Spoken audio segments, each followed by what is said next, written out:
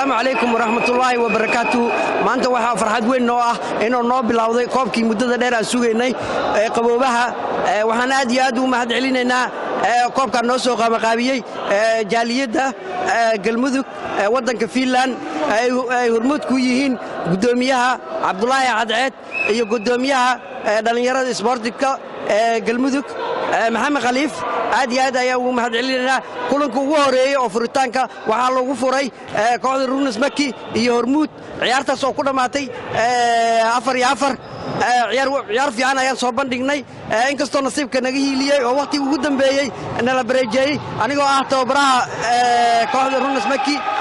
waxaan maanta maaragtay aad iyo aad ugu faraxsanahay inay si wanaagsan ciyaarta noogu socoto oo maaragtay sida loogu talagalay u socoto waxaan rajaynaynaa ilaa dhamaadka ciyaarta inay ku dhamaan doonto isfahan dhalinyaradana ay maaragtay ay ku soo kordhi doonaan xifradooda noqon doontane koobkan mid oo laga qabto waddanka Finland oo dhan waxaana ma haddaas iska leh gudoomiyaha jaaliyadda galmudug Cabdullaahi Cadceed aad iyo aad ayaa u mahadsantahay